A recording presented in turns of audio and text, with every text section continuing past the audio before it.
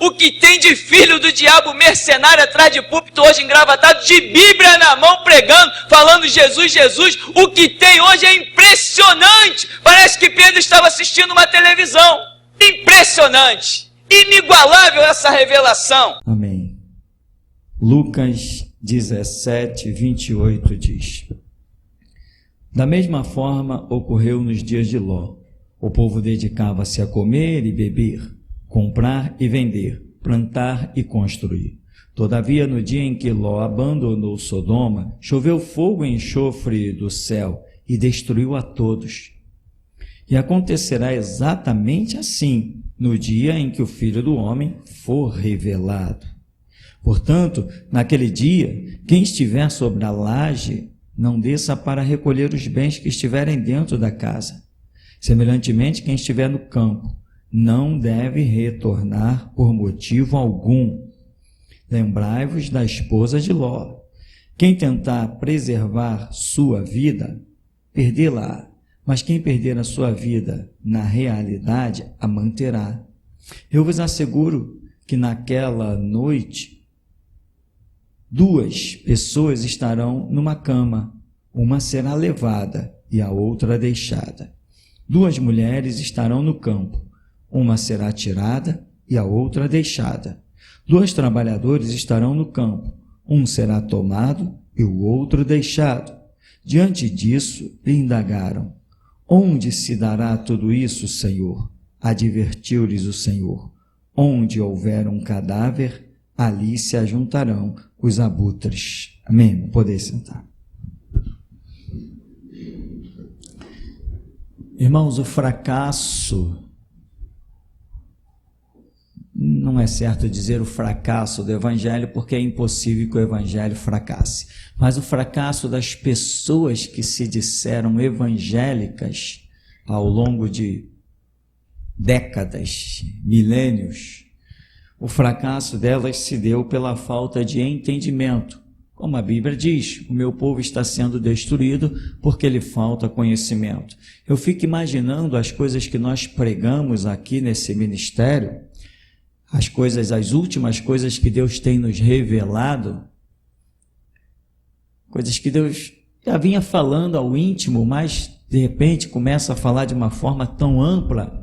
Essas coisas que nós pregamos aqui, quando cai no ouvido de outros cristãos aí fora, eles só podem nos chamar de loucos, hereges e endemoniados. Mas por quê? Porque lhes faltou a base do conhecimento, a base do entendimento. Eles negligenciaram o estudo, eles fugiram da realidade das coisas que Jesus disse e ensinou. Jesus falou: examinai as Escrituras. O povo se desviou completamente. É a campanha, é a corrente. Inclusive, os filhos do diabo da Universal foram flagrados várias vezes. Flagrados, não que eles estivessem tentando se esconder, porque falaram na televisão e no rádio. Eu ouvi o Clodomir, eu ouvi o Romualdo, esses servos de Satanás, falando claramente: esse negócio de ler Bíblia é besteira, você tem que sacrificar. Nós lemos a Bíblia para você e te dizemos o que você tem que fazer. Ler Bíblia para você é besteira, você apenas sacrifica. Lógico, né? Lâmpada para os nossos pés e luz para o nosso caminho é a palavra de Deus. Se não temos ela, o que acontece?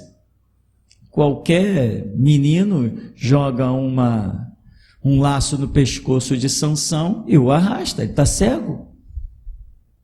Amém? Mas lança põe um lacinho no pescoço de Sansão com ele enxergando. Você tem que enxergar. Enxergar como? Com a iluminação da Escritura, que é lâmpada para os teus pés e luz para o teu caminho. Devora a Bíblia, meu irmão. Devora a Bíblia. Porque se você devorar a Bíblia, eu me desvio até feliz da vida, que eu sei que você não vai se desviar. Se você devorar a Bíblia, mas tem que comer Bíblia, tem que partir para lá. Se não partir, fica complicado, muito complicado, fica impossível. Então hoje nós pregamos coisas que Deus nos trouxe em cima de bases que nós fomos pesquisando, buscando, Irmãos aqui devoraram livros e mais livros de história. Nós reunimos muitos livros sobre os mártires. Deus moveu isso em nosso meio e não foi à toa. Muita gente negligenciou. Hoje, às vezes, eu fico meio decepcionado. A gente pergunta algumas coisas. Quem ainda não ouviu a última trombeta? Ainda tem algumas mãozinhas que levantam. Aí você imagina que a pessoa vai procurar ouvir, está lá na internet, bota lá a última trombeta, pronto, você vai ouvir. Não, passa uma semana, um mês, quem não ouviu a última trombeta? Aí aquela mesma pessoa levanta a mão, então não há interesse, não vai sobreviver. Se eu perguntei aqui, quem não ouviu a última trombeta, estou usando isso como exemplo, é porque ela é importante de ser ouvida. É uma revelação poderosa. Eu ouvi a última trombeta umas 30 vezes, porque a minha intenção era pegar alguma coisa, né? Pegar no bom sentido, que eu pudesse dizer assim, não, isso não é de Deus. Eu ouvi umas 30 vezes aquele negócio. Ouvia um tempo, passava uma semana ouvindo, foi mais de 30 vezes, muito mais. Passava uma semana ouvindo, parava, orava, voltava a ouvir, parava, orava, voltava a ouvir, e cada vez que eu ouvia, eu só podia detectar que verdadeiramente Deus falou poderosamente. Então, se interessa, se aprofunda. A igreja que fica para trás e deixa de ser igreja, porque agora, olha só o que Deus nos revelou, que agora nós estamos em uma outra dispensação, e ela não é a dispensação da graça. Imagina essa gente caída, sem estudo, sem conhecimento, que está por aí, ouvindo isso. E os caras estão dizendo que não estão mais na dispensação da graça, tão maluco. Eu estou maluco, mas eu quero saber quem é o primeiro que tem filho para colocar em cima do altar para apostar. Eu estou maluco, mas ninguém quer apostar nada contra o maluco. Algumas pessoas, irmão, eu ouvi aquilo, principalmente quando tínhamos a rádio. Irmão, eu ouvi aquilo. Irmão, você acha que isso está certo? Irmão, certo não é o que eu penso ou deixo de pensar. Certo é o que Jesus manda fazer.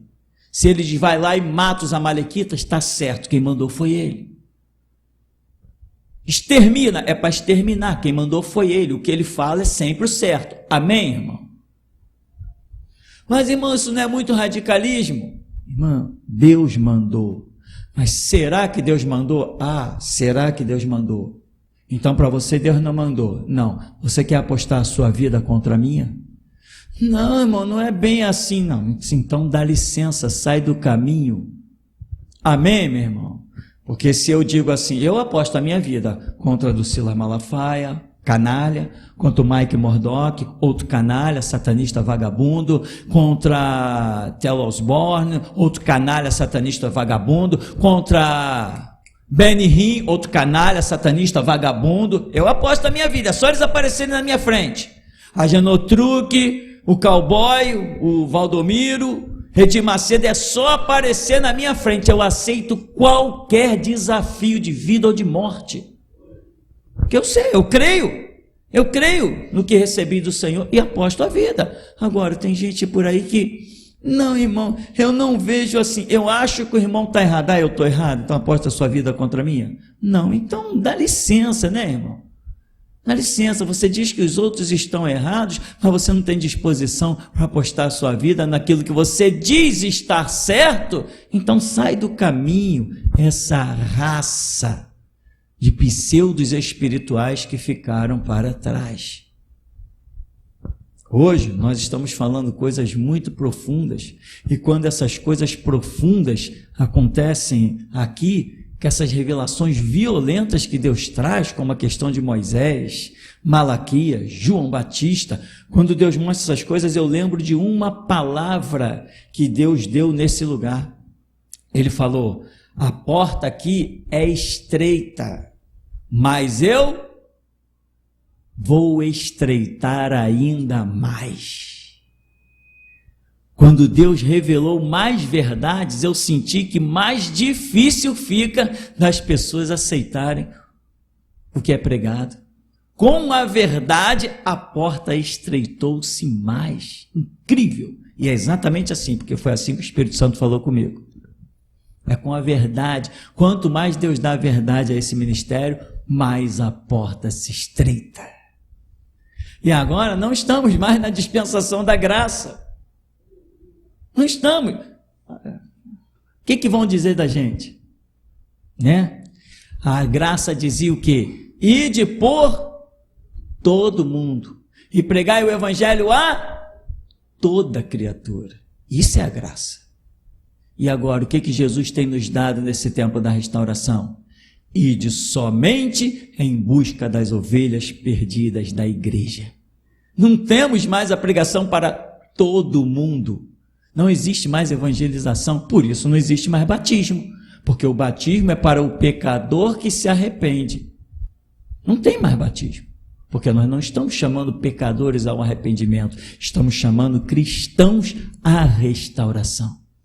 Abandonar a política, criar coragem. Quantas pessoas já criaram coragem quando nós falamos certas coisas e as pessoas dizem, caramba, eu sabia que eu estava certo, mas dentro da minha igreja todo mundo dizia que eu estava errado. Eu falava que a política não podia entrar na igreja, que político não podia estar atrás do púlpito, não podia falar no meio do povo, todo mundo me criticava, todo mundo falava que eu era ovelha negra, mas depois que eu ouvi Geração Jesus Cristo, eu vi que eu estava certo.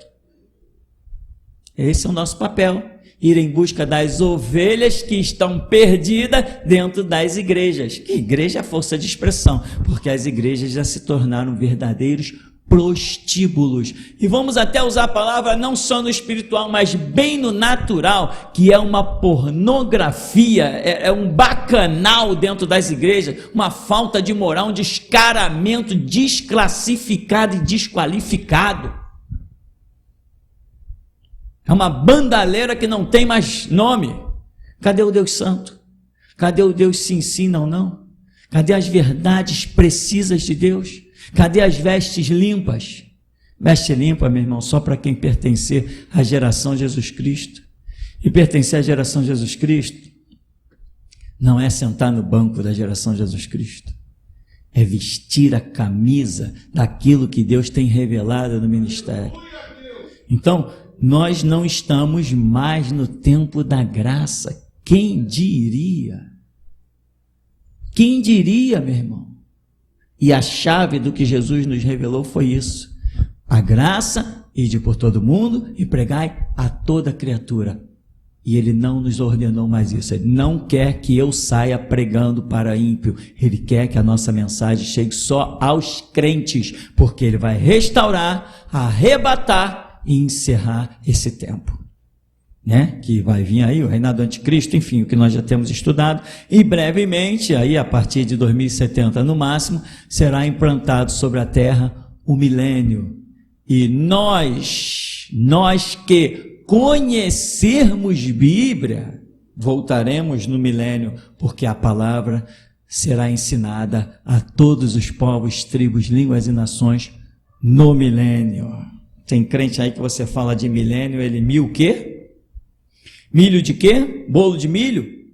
Pessoas completamente alienadas da verdade, encabrestadas.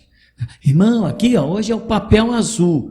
O papel azul é o dom do Espírito Santo correspondente à alegria. Com esse papel azul, você dá aqui R$50, R$100, você vai ter o Espírito da alegria. E o desgraçado espírito do inferno. Mas tem pessoas que acreditam nisso. Aquele maldito, desgraçado, desclassificado, desqualificado. Alguém me traz um dicionário, por favor? Aquele sacripanta sanguinolento, aquele tal de João Ribe Palharim. Todo mundo diz, João Ribe Palharim cresceu pra caramba. Meu amigo, o catolicismo ainda está liderando a nível de tamanho. E nem por isso Deus está lá. A Universal está aí, ampla, e nem por isso Deus está lá. Terreiros de macumba continuam a todo vapor. Você já ouviu falar num negócio chamado Vale do Amanhecer? Caramba, põe lá na internet, Vale do Amanhecer. Tu vai ficar impressionado como tem espírita.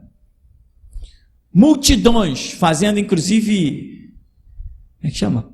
Vamos chamar de passeatas, né? Caravanas, essas coisas que eles dão o nome. Então, tamanho não é documento. Tamanho não é documento, meu amigo. João Ribe Palharim cresceu como? Ninguém me contou, eu estava lá dentro da igreja e eu vi. Eu estava lá e eu vi. João Ribe Palharim cresceu com os envelopes coloridos dos dons do Espírito Santo. Todo dia da semana, ou na quarta, ou na segunda, ou na terça, criava-se uma cor dentro da igreja para iludir as pessoas. E era um envelope com um papel, com os dons do Espírito, com a bênção que tu ia alcançar, a bênção da casa própria, essa desgraça toda encabeçada por esses filhos do diabo, chamada Igreja Universal do Reino de Deus. E João Ribe cresceu assim. Em poucos tempos, eu estava lá, a igreja tinha 15 pessoas, igreja não, aquele antro de prostituição do João Ribe Palharim, a igreja chamada, como é que chama? Paz e Vida, Paz e Vida. Que ironia do destino deixar os caras colocar um título desse, Paz e Vida. E tinha 15 pessoas, com 6 meses ele estava com 1.500. De 15 pessoas, com 6 meses ele passou para 1.500. Com o engano, com a mentira, com o espírito do diabo, com pactos com Satanás. As pessoas, pastor, falar de pacto com Satanás não é meio pesado? Meu amigo, você não faz pacto com o diabo quando você apenas diz assim, Satanás, aparece, eu quero fazer um pacto contigo, ou vai num terreiro. Não. Jesus disse para os judeus, vós tendes por pai o... Não disse nem que eles tinham pacto com o diabo, disse que o diabo era pai deles. Por quê? Por causa das obras que eles estavam intentando realizar. Só por causa das obras. Então eu afirmo, Edir Macedo é satanista vagabundo, tem pacto com o diabo. Silas Malafaia tem pacto com o diabo. Porque se ele deixa um político ir para trás do púlpito, ele tem pacto com o diabo. Não precisa fazer pacto escrito, o diabo pegar a assinatura ou ir para um terreiro de macumba. São as tuas obras que dizem quem é o teu pai. Jesus falou para a multidão, credes em Deus, credes também em mim, crede ao menos pelas mesmas obras que eu realizo, que são as obras do Pai. Então, de acordo com o que tu realizas, é pelo fruto que se conhece a árvore. Quem é você, irmão? Mostre os frutos da sua vida e Deus saberá quem é você. Aquela mulher veio, pega em adultério, todo mundo apedreja, mata, esquarteja, atira a primeira pedra que não tem pecado. Mulher, cadê os teus acusadores? Ninguém te condenou? Não, Senhor, ninguém me condenou. Eu também não te condeno. Mas agora mostra os frutos, hein? Vai e... Amém, meu irmão? É pelos frutos que você vai ser conhecido. Maria Madalena, de quem Jesus expulsou 7 demônios. Ficou a fama, Maria Madalena, de quem Jesus expulsou 7 demônios, mas todo mundo dizia, mas os demônios nunca mais voltaram. Ela manteve o fruto da vida dela. Então as tuas obras, os frutos da tua vida, é que mostram quem você é. E evangelho, meu irmão, não é chamar ninguém para paz e amor. Isso é mentira. Jesus falou, deixo-vos a paz. A minha paz vos dou, e não vou lá dou como o mundo a dá. Hoje as igrejas evangélicas estão chamando as pessoas para terem a paz que o mundo dá.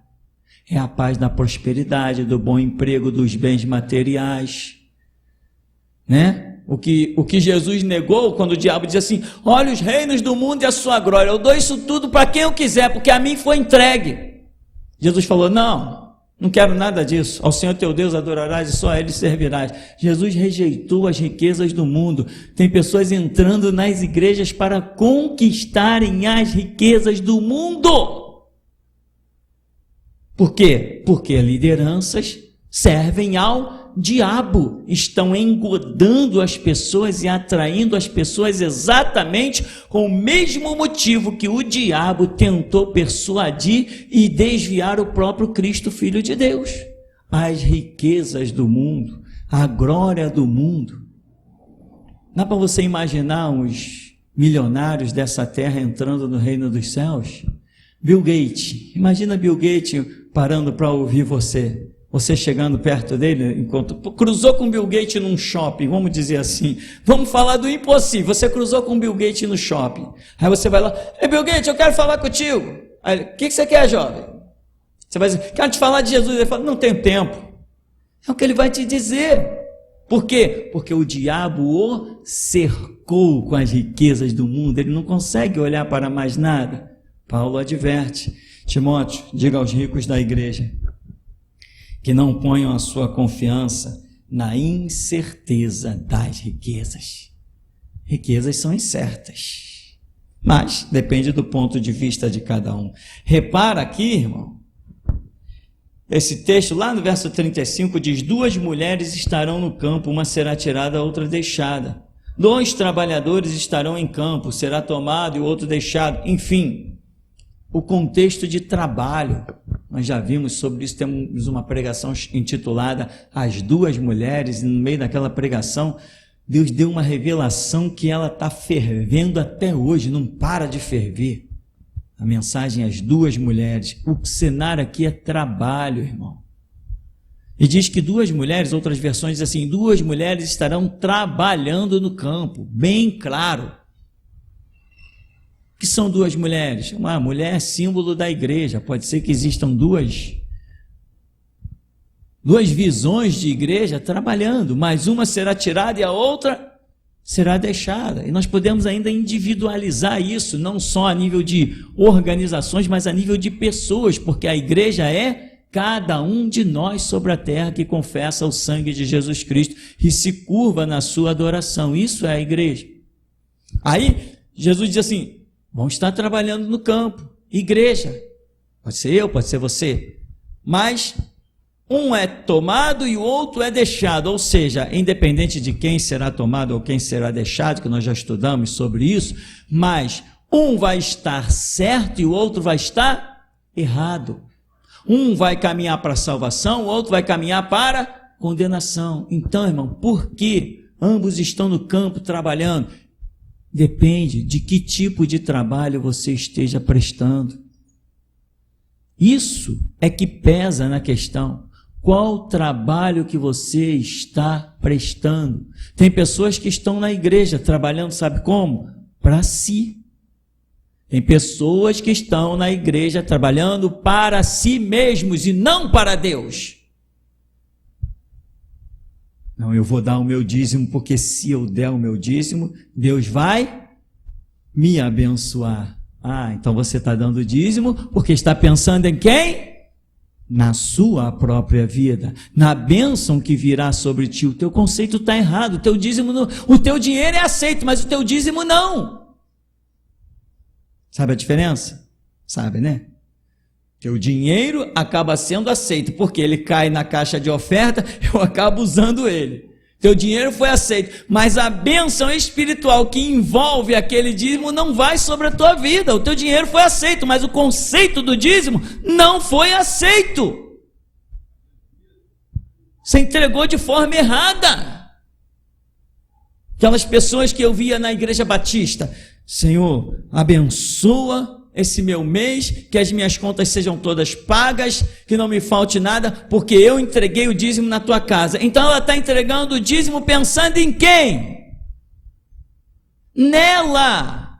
O trabalho dela é focado para ela. São aquelas pessoas que a gente fala milenarmente, que estão trabalhando para si mesmo. Irmão, qual é o teu ministério? Não, eu tenho chamado pastoral.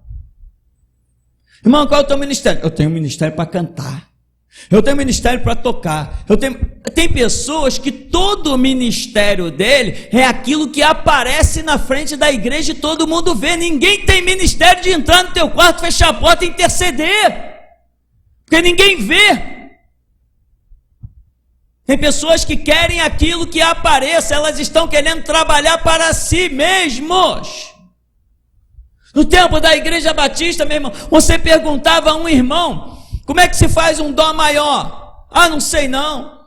Como é que faz um ré bemol menor? Ah, eu não sei não, isso dá muito trabalho. O cara tocava ali dia após dia, não podia dizer, com a guitarra na mão, ele não podia dizer como é que se fazia uma nota. Por quê? Porque vai que eu aprenda e depois eu tome o lugar dele. O desgraçado não está cantando para Deus, está cantando, tocando para ele. Te digo uma coisa, existe uma oferta que não deixa dúvida para quem você trabalha. É quando você se oferece como sacrifício vivo, santo e agradável a Deus, como um culto racional. Quando você é a oferta diante do altar de Deus, aí não tem dúvida. Todo mundo vê quem é você. Todo mundo vê qual é a sua oferta. Todo mundo vê qual é o seu objetivo. Que você se oferece para morrer por Cristo. Quem se oferece para morrer por Cristo não está buscando ser exaltado diante dos olhos de ninguém. Olha para Jesus. O que diz Isaías? Olhando nós para ele, virávamos o rosto. Não tinha formosura nem parecia algum. Era um homem queimado, experimentado nos trabalhos. Homem de dores. Que cena é essa horrível? Desfigurado, espancado de um dia até o outro, passou toda uma madrugada sendo socado, espancado, cuspido. Mas a um servo cabe ser igual ao seu Senhor. Sabe qual vai ser o teu maior destaque, meu irmão? Quando olharem para você e dizer assim, aí, palhaço, desce da cruz agora que eu quero ver. Porque ali, quando tu fores levantado, muitos você atrairá a Cristo Jesus. Porque é o teu sangue que fala mais alto, irmão, do que qualquer palavra. O problema das igrejas foi que os cristãos trabalharam para si mesmos. Ah, pastor, então não devia estar pregando lá dentro das outras igrejas? Não, estou pregando para que você não venha incidir no mesmo erro. Estou te dando uma vacina, para que você não caia quando a epidemia vier, você não caia, você fique de pé, porque a epidemia vem. Você acha que o diabo está de braços cruzados? A Bíblia já adverte, não olhes para a riqueza dos ímpios. Por que precisou ser dito isso? Porque tem crente que olha para a riqueza do ímpio. Quanta gente eu conheci, certamente você. Não, que escreve lá, né? Salomão escreve, e outras pessoas escrevem.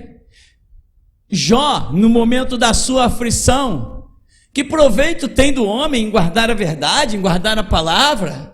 O ímpio faz a maldade e prospera, blasfema do teu nome e está prosperando, está enriquecendo. Aí Deus é obrigado a chegar e dizer assim, olha, vai chegar um dia que tu vai olhar no horizonte, vai procurar pelo ímpio, não vai achar nem palha dele. Tem pessoas que olham para o mundo, irmão, não valorizam o teu trabalho. Meu irmão, presta atenção, quando eu cheguei na igreja eu era pobre, mas pobre mesmo. De roupa rasgada e tênis furado. Tênis não, sandália furada. Tênis era coisa de rico na minha época. E assim, nessas condições, eu cheguei na igreja. E quando se pensava em realização da obra, eu nunca, há um Deus vivo, cujos olhos são como chama de fogo, que julga todas as coisas, e ao culpado não tem por inocente. E é perante esse Deus que eu me encontro hoje, e peço que Ele julgue cada palavra minha. Tudo que eu imaginei fazer dentro das igrejas, eu nunca pensei em retorno nem destaque. Enquanto uns estavam sempre lá de terninho, moleques de 18, 20 anos, tudo de terninho aparecendo lá do lado dos púlpitos, enquanto eles estavam lá tudo bonitinho, engomadinho, lá vinha eu entrando com um fio empoeirado, todo suado, nas costas para guardar nos depósitos da igreja, carregando caixa, carregando amplificador, todo suado, todo desgastado, e sentava lá no meio para cultuar, louvar, engrandecer o nome do Senhor Jesus e ouvir a palavra. Enquanto isso, eles estão lá, eles pensavam que porque eles eram colados com o pastor, que também eles eram colados com Jesus. Estavam enganados. Colado com Jesus era eu, suado, com calo nas mãos, todo empoeirado, todo cheio de sede.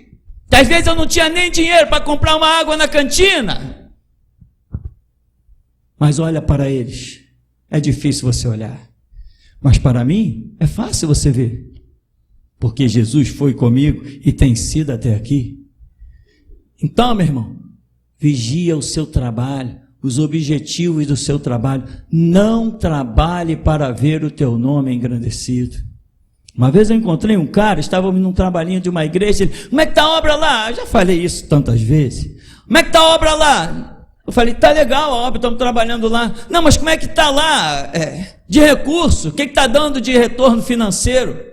Não, rapaz, estamos lá fazendo a obra por amor. Vocês estão malucos fazer a obra por amor? Eu acho que esse desgraçado já está morto, porque ele foi trabalhar, acabou indo trabalhar, tinha sido pastor da Universal, depois acabou indo trabalhar dentro de uma casa de prostituição. Sumiu um dinheiro e acusaram ele. Nunca mais vi o cara. Já viu, né? Casa de prostituição só tem gente boa, né? Gente fina, né? Você sabe como é que é. Nós, afinal de contas, nós moramos em Sodoma, né? Sodoma, Rio de Janeiro. É isso que nós moramos. Então, irmão, as pessoas olham para a obra, pensam em trabalho. Tinha uma disputa ferrenha na Igreja Batista. Quando vinha, todo ano tinha eleição para cargos, né? E tinha cargos na Igreja Batista que eram remunerados. Irmãos, faltava pouco puxar faca. Um horror. Tinha gente que se levantava. Temos alguma proposta para... O pastor pergunta, temos alguma proposta? Alguém dizia, não, eu quero propor que... Como a irmã fulana já está no cargo há 2 anos, eu quero propor que a fulana...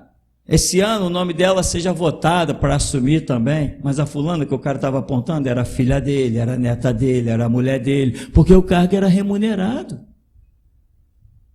Aí começava aquela briga horrível. Passou um mês, aí um irmão me encontrou, poxa, não te vi na sessão de negócios. Falei, amigo, para mim ouvir blasfêmia, escutar gritaria, e palhaçada, e gente interessada em si mesmo, eu volto a jogar futebol e pingue-pongue no meio da rua, volto a frequentar as praias do Flamengo, do Arpoador. Se isso aqui é igreja, eu quero saber de Deus. Eu nunca mais piso nessa tal dessa sessão de negócio aí. Isso aí é uma blasfêmia. As pessoas nem se dão conta, nem se respeitam a Deus, que estão numa reunião dentro do templo. E julgam que Deus está ali no meio deles com esse bando de interesse unilateral, essa guerra renhida, nojenta. Eu nunca mais piso nesse negócio. E aí foram falar lá para quem tinha que falar, mas ninguém teve coragem de chegar para mim e questionar nada. Porque se eu já tinha falado na cara de um, podia aparecer qualquer outro, eu ia falar do mesmo jeito. Trabalha, irmão. Uma coisa eu tenho muita alegria e orgulho, eu tenho. Todas as vezes que eu pensei em realizar a obra do Senhor Jesus, eu nunca pensei em dinheiro. Isso me dá uma satisfação, irmão, muito grande. Eu me sinto, sabe, meio fora de mim, eu me sinto feliz, explodindo com essa alegria. Nunca pensei em dinheiro quando o assunto foi a obra do Senhor. Quando o Senhor nos mandou para esse lugar, vai para a tua casa, funda a minha igreja, nós ficamos aqui pelo menos 3 meses, as pessoas vindo em mim, pastor, eu estou com o meu dízimo aqui, pastor, há 3 meses, eu quero entregar o dízimo, pastor. Quando que o pastor vai receber os dízimos? Não tem aí uma caixa forte? Não, irmã, não tem nada. Ainda, Jesus não me autorizou a pegar dízimo. Estou fazendo a obra, comendo o meu feijão com macarrão, as receitas do meu filho que nasceu com problema congênito do rim, uma uretra não sei se é esse o nome correto, uma parte que passa do rim para a bexiga, estreitada, e eu com um monte de receita, sem ter dinheiro para fazer nada, e pessoas dizendo, pastor, eu quero dar o dízimo, dizendo, não posso receber o dízimo, porque Jesus não me autorizou. Vê se isso não é motivo de orgulho, meu irmão. Vê se isso não é motivo de orgulho. E as receitas no meu bolso, puxava assim, e durante o culto eu dizia lá quietinho no meu canto, Jesus tem misericórdia. E um dia de culto, meu filho estava deitado dentro de um compartimento que era onde nós tínhamos a rádio, e o profeta disse assim, olha, eu não sei o que está acontecendo lá dentro daquela sala, mas tem tubo de ensaio ali, tem tripé, tem um anjo vestido de médico, tem seringa, tem tudo ali dentro.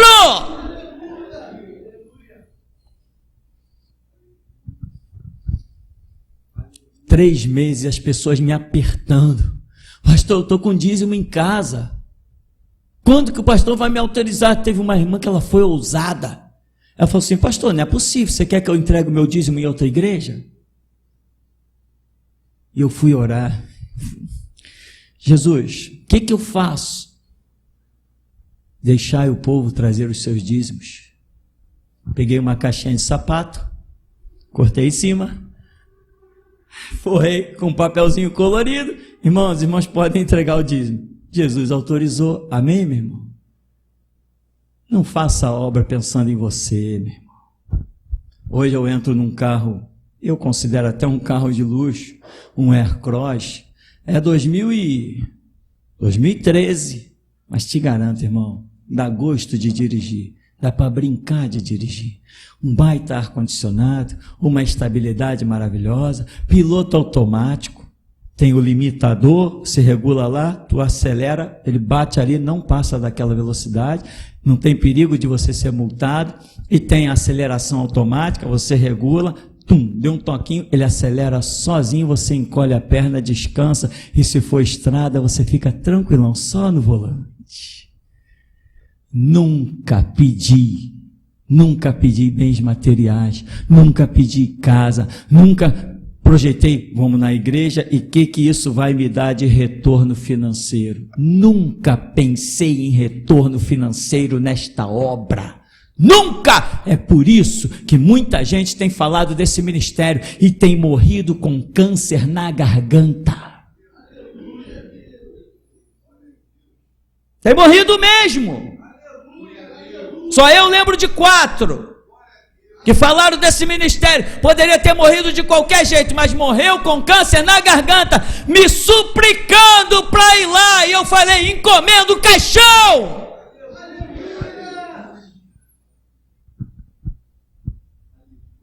Eu e Jesus somos um.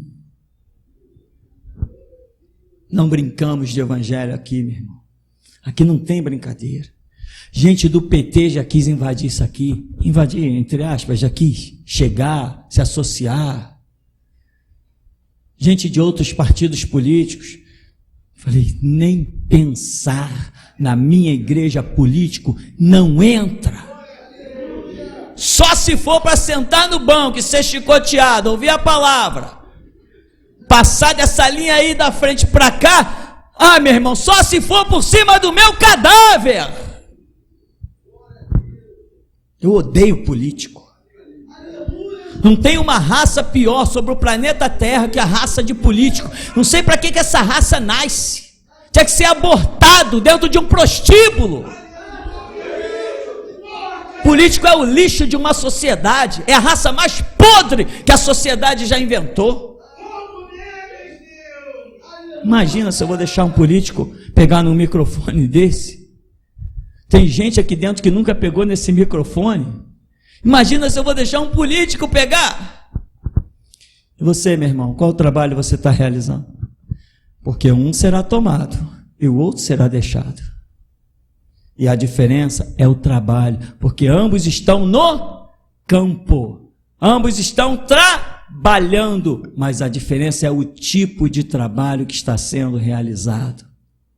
Eu, quando olho no espelho, eu digo, não tem mancha. A minha consciência não me acusa de nada. Eu digo para as pessoas, se o diabo aparecer na minha frente, eu parto para cima dele, eu quebro o chifre dele, nem que seja no braço. A minha vida é limpa. As pessoas, às vezes, a igreja tem até fama. As pessoas pegam minha mãe por aí, no mercado, no açougue, sei lá onde. Ah, ouvi dizer que a igreja do teu filho não pede dinheiro, não, né? A gente nem toca nesse assunto aqui, então as pessoas saíram dizendo por aí, a igreja não pede dinheiro. Não, realmente a igreja não pede dinheiro. A caixa de oferta está lá. Está lá atrás, ainda está lá? Está, né? Dízimo é bíblico? É, Jesus disse para mim, deixa o povo entregar o seu dízimo, então não posso impedir. Mas se Jesus dissesse, faz a obra e não me autorizasse a pegar nos dízimos, eu estaria fazendo a obra até hoje, sem nenhum dízimo. A obra é dele, quem manda é ele, meu. Não estou aqui para fazer o que eu penso ou o que eu acho. Se fosse para fazer o que eu penso e o que eu acho, os dízimos contra o judiciário não existiriam. Aliás, os vídeos contra o judiciário não existiriam. Imagina. Inclusive eu vi aquele Lindbergh, né? Defendendo Lula, porque está aí para ser condenado a 12 anos, já entregou passaporte. Enfim, Deus ainda há de me dar o privilégio de ver o Luiz Inácio Lula da Silva morrer dentro de uma cadeia. E quando a Dilma for lá visitar ele, ela também caia morta junto com ele. Assim faz um enterro só num dia. Pronto. Malditos sejam. Aí, o Lindbergh estava pregando e incitando a população em como é que chama esse negócio? Comício, né? Incitando a população. Não, o povo tem que ir para as ruas, o povo tem que protestar contra as decisões do judiciário. Condenar o Lula é uma injúria, é uma difamação, é uma calúnia. Aí o sistema já montou um processo, porque disse que ele está falando contra o sistema judiciário. E eu olhando na televisão, com outra pessoa, falei assim, ué, eu falo 10 mil vezes pior do que esse cara e até agora ninguém me disse nada. Eu não falo do sistema judiciário, eu falo das decisões dos juízes. São verdadeiras prostitutas e travecos, isso que eles são, com as decisões que eles dão. Ninguém pode manifestar a sua opinião contra um gay. Não, é homofobia, é mesmo. Eles vão ter que arranjar vaga para todos nós, amém, irmão? Vai ter que arranjar vaga para todos nós, porque esta obra nós não cessaremos. Que venham as aulas nos colégios, porque eles saberão de uma vez por todas quem é Geração Jesus Cristo em 2018. Esse é o ano que Deus preparou. Estou bem acreditando que este ano sairá a minha segunda prisão. E nós celebraremos com júbilo. Em nome do nosso Deus, hastearemos pendões. E depois faremos 10 vezes pior. Igual foi na primeira prisão, quando nós saímos, nós arrebentamos com tudo que estava pela frente, que até hoje as pessoas assistem os vídeos e dizem assim, que isso? Todo mundo cala a boca para delegado, para delegada, para juiz. Eu estou mandando eles, para lá de Bagdá. Dizem, vem me prender de novo, vem, manda me matar. Cá entre nós, irmão, eu sei que ainda não inventaram a arma para matar, nem a mim e nem a vocês. Porque quem tem promessa de Deus, não morre não. E tem a fé de Abraão. Então, meu irmão, qual o trabalho e o objetivo do seu trabalho? Discirna isso. Discirna. Não entra nesse lugar pensando nas suas necessidades ou nas suas dificuldades. Chega aqui nesse lugar, Jesus, eu não tenho nada, eu nada posso, eu nada sou. Eu tenho fôlego de vida, o Senhor pode usar isso para alguma coisa? Pensa na obra, pensa em Deus. Porque um dia alguém pensando em si disse, poxa, eu vou ter uma bela colheita, mas meus celeiros são pequenos, derruba os celeiros, constrói bem maiores. Aí quando construiu os celeiros abarrotados, folga minha alma, come, bebe, porque tens em depósito bens para muitos dias. Aí ecoou uma voz, louco, esta noite te pedirão a tua alma. E o que tu darás em troca? Para quem ficará todas as coisas que tu preparaste? Tu pode não ter nada, meu irmão, mas Jesus pode usar as suas mãos, o seu fôlego de vida, os seus olhos, os seus ouvidos, e tem mais, mesmo tu não tendo nada, sendo um vaso de barro vazio, Ele tem azeite suficiente para te preencher. É Ele que vai te capacitar, mas você tem que desejar, você tem que querer. Eu já falei, eu era o covarde. Eu dizia, Jesus, eu sei que eu sou covarde. Eu sei que eu não tenho disposição para nada, mas eu sei que tu podes me fazer falar até aquilo que eu não sei. Faz de mim um instrumento para a tua glória, Senhor. E chegou uma hora que eu já dizia assim, Senhor, usa-me ou morrerei. E surgiu na época uma música que dizia exatamente isso. Usa-me ou morrerei, teu eu sou, todo teu eu sou. Ó Senhor, envia-me a mim, usa-me ou morrerei. Irmão, eu cantava isso 24 horas, isso falava no profundo da minha alma, porque era o que eu queria, e eu dizia, Senhor, usa-me, senão eu vou morrer, eu não vou suportar viver sem ser um instrumento teu, usa-me. E um dia, eu estava pregando na Praça Sans Pena, estava pregando dentro dos trens, dentro dos ônibus, estava pregando aqui na Central do Brasil, nas plataformas de trens. E eu pude ver que para que Jesus opere na nossa vida, basta em nós um querer sincero. Se há em nós um querer sincero, grandes coisas fará o Senhor por nós. Vigia aí o seu trabalho, irmão, o que tu tens feito e quais os objetivos da obra que você intenta fazer. Porque até aqui nos tem ajudado, Senhor. A paz para a igreja. Pastor, quando o senhor estava louvando, eu tive uma visão, vi um vento desse lado aqui, muito forte mesmo, um vento muito impetuoso, e ele levava algumas pessoas aqui que estavam sentadas na igreja, ele levava junto, tá? Eu não conseguia identificar essas pessoas. E a todo momento aí no púlpito tinha um homem muito forte, um anjo muito forte aí por trás aí do Senhor, a todo momento. E eu tive uma outra visão também, era estendido aqui nos corredores da igreja, um tapete vermelho em cada corredor, e logo a seguir, uns homens, esses tipo com aquela roupa de Roma, aqueles soldados de Roma, em cima no cavalo, 5 homens, tá? Eles ficavam ali, e logo por trás deles tinham outros soldados, e aqueles 5 homens ficavam como se estivessem esperando uma ordem aqui do púlpito do Senhor para guerrear. Essa foi a visão que o Senhor me deu. Amém. No momento do louvor, primeiro louvor, pastor, eu falava dos males, né? Sobre a fé.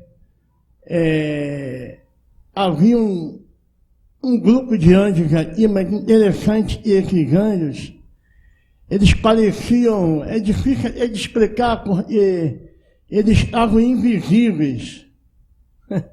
Mesmo no espiritual, os anjos estavam invisíveis. Aí, durante o louvor, eles acendiam, ficavam luminosos, uma coisa muito linda, parecia um sol, de tão brilhante que ficavam os anjos. o louvor nessa igreja aí é uma cadeira ministerial, mas é uma cadeira ministerial em expansão. É como se fosse uma estrada que não tem fim. Não tem fim. Há de crescer muito. Todas as pessoas que louvaram, a Dayana, Samuel, o menino lá, todas as pessoas que louvaram aí, são abençoadas grandemente durante o período de louvor, e esse ministério vai trazer cura na igreja durante o louvor, cura. E além disso, pastor, é uma espada poderosa. Até Israel vai ouvir o louvor daqui, vai chegar para eles, mas como espada para eles. E o mundo também receberá as músicas daqui, os louvores, mas como espada.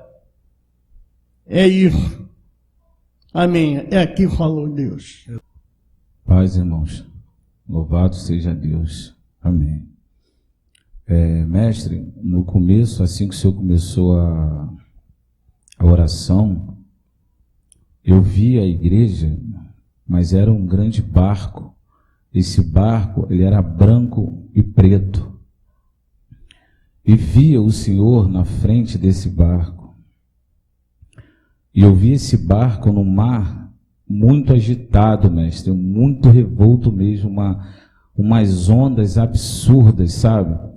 E quando o Senhor contemplava a frente, tinha como se fosse um grande abismo, mas nesse abismo era um abismo de águas. E eu via que algumas pessoas, ao enxergarem aquilo, saltavam desse barco. Impressionante. Só que quando o barco chegava no abismo que parecia que ele ia tombar, ele flutuava, ele não tombava. E quando olhava para trás, via as pessoas na água lá se batendo para voltar. Quando elas viam que o barco flutuava, elas ficavam espantadas, porém arrependidas, mas não tinha mais volta. Amém. Ainda no começo, mestre, eu vi o Senhor, eu vi essa roupa que o Senhor está desaparecer. E eu vi as pernas do Senhor, os braços, o abdômen definido, os braços fortes, as pernas, como se fosse aqueles homens fisiculturistas.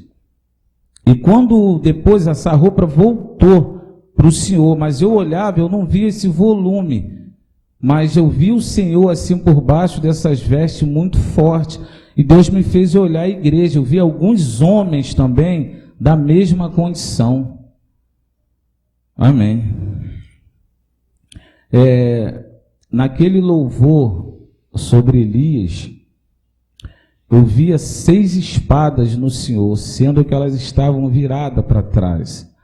Na parte da cintura tinham duas assim debaixo das axilas e 2 espadas no ombro. Só que elas estavam viradas para trás do Senhor, como se protegesse essa parte das costas até o pescoço. Amém. Irmão André, eu vi algumas letras, irmão, entrar no teu cérebro. Somente isso. Amém. A irmã Noelma está aí?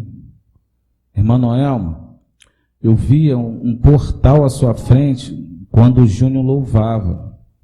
E nesse portal, ele era escuro, irmão. Eu vi uma mão por baixo tentar puxar a sua perna direita, você tomou um susto e retirou. E aquele portal sumiu. Depois eu vi aparecer um outro portal na sua frente, como se fosse um arco-íris. E eu vi uma outra mão, só que essa mão era muito clara. E essa mão ficou ali estendendo para puxar também as suas pernas. Só que você também olhou e recolheu um pouco as pernas. E ali essa visão cessava, irmão. Amém. Irmão Pedro, eu vi você, irmão, numa espécie de lava-jato. Eu vi aquelas espumas limpar o teu corpo. Mas o que me chamou a atenção é que ficou uma na sua cabeça um tempão, irmão, limpando como se quisesse tirar algo de dentro da sua mente. E ali essa visão cessava, irmão. Amém. Quando o Senhor falou sobre música, mestre, eu via algumas notas musicais circular sobre a igreja. E essas notas eu vi quando envolveu a Carol, o irmão Juan, o irmão João, o irmão Alessandro, o irmão Clark, o irmão Michel e o irmão Mateus.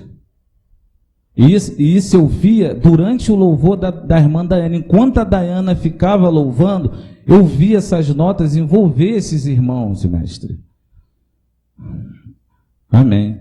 Quando o senhor falou de política, eu vi sair desse púlpito uma espada. Essa espada, ela foi em direção ao Marcos Feliciano e o feriu na garganta.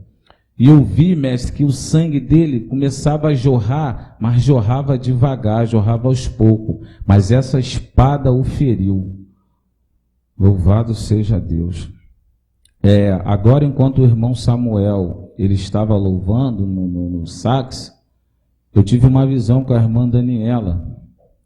Irmã Daniela, eu vi uma armadura ou um capacete ser colocado na sua cabeça, sendo que esse capacete tinha hastes de ferro. Ele descia até a sua coluna, pegava nos seus 2 braços, nas suas 2 pernas. E Deus me deu uma palavra. Assim diz o Senhor, quem te sustenta sou eu. Amém, mestre. Até aqui. Amém. Bem no começo, eu vi o número 5 aqui, só que não estava só o número 5. Ele tinha um 0 antes do número, mas o 0 era bem pequeno e o 5 era muito grande. E daí eu recebi uma palavra do Senhor. Minhas ordens são claras. Decide tu que farás da tua vida. Amém. Eu vi durante os louvores espíritos de pessoas saírem. E eles saíam e subiam até o céu. Mas quando chegavam lá, eles não conseguiam entrar. Eles eram barrados. E ficavam perdidos. E aí a visão cessava. E isso significa mortes fora do projeto de Deus. Pessoas que terão mortes em vão, mesmo ouvindo a palavra, mesmo tendo uma direção, mas terão uma morte fora do projeto de Deus. E isso é uma palavra de alerta, diz o Senhor, essa noite, essa manhã. É uma palavra de alerta para a vida de cada um. Amém.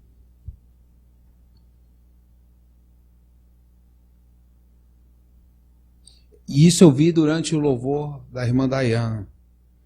Essa visão eu tive.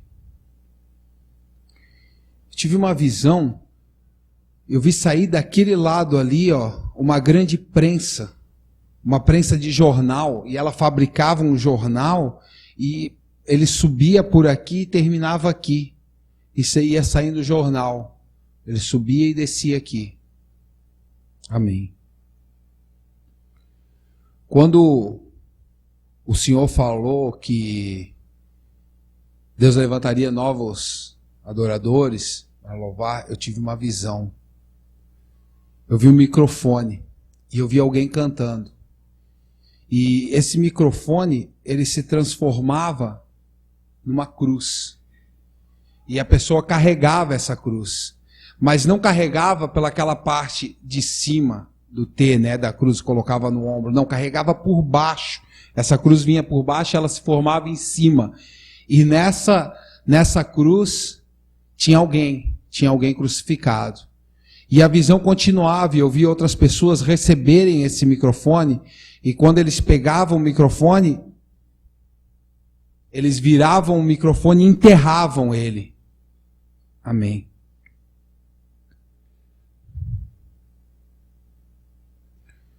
Tive uma visão contigo, Alessandro.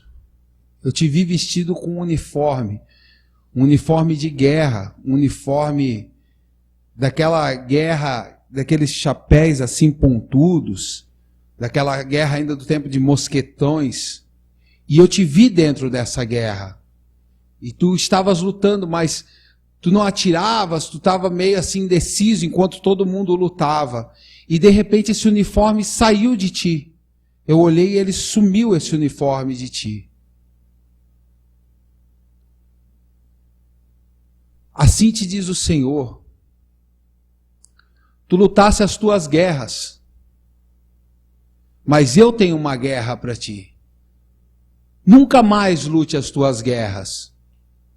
A tua guerra está aqui, e eu serei contigo quando lutares a minha guerra. Amém. Eu tive uma visão agora no final.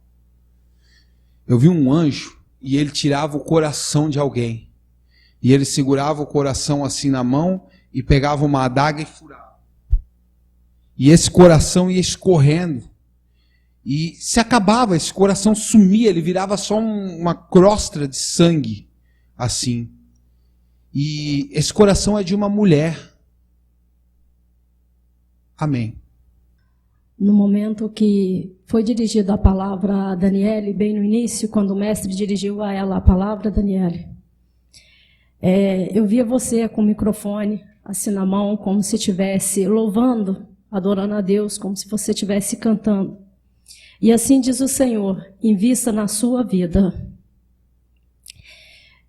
Eu vi muitas pessoas, eu vi muitos caixões sendo colocados aqui na frente.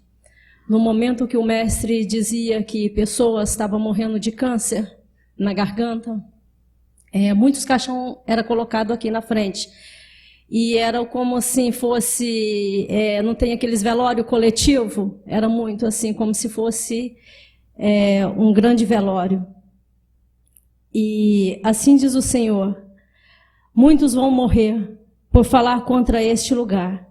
E em seguida vi algumas pessoas aqui com a língua para fora, e aí o anjo vinha e cortava a sua língua.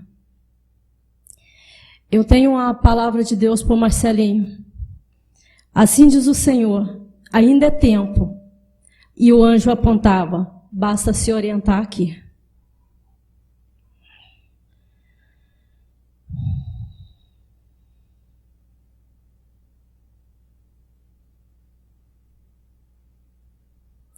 No momento que você estava sentado aqui,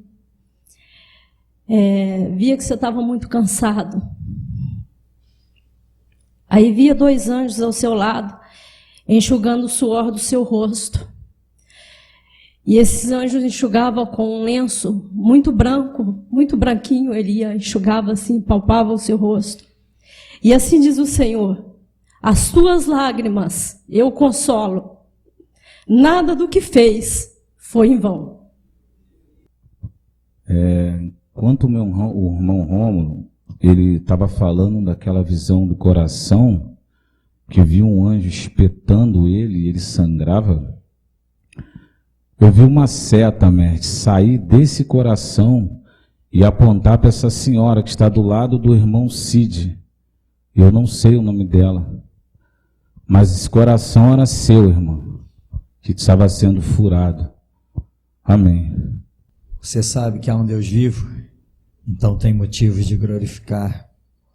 Pede forças. Deus bendito, Deus eterno, excelso, glorioso, tu que não despedes ninguém de mãos vazias, e que inclusive no teu próprio não nós vemos o sim, ó Deus, porque só tu és poderoso, e toda a tua palavra é boa, perfeita e agradável, e nenhuma das tuas boas palavras voltará vazia, mas cumprirá o que te apraz. Senhor, é por isso que estamos aqui, para ver a tua palavra se cumprir. Não queremos nada além da tua palavra se cumprindo em nós, por nós e através de nós. E se algum outro projeto tivermos, Senhor, sonda-nos, vê se há em nós um caminho mau, guia-nos pelo caminho eterno, porque não queremos outro projeto, senão o projeto da tua palavra, que é lâmpada dos nossos pés e luz para o nosso caminho. Assim conduz-nos, leva-nos, pois nós somos os teus guerreiros. Jesus, nós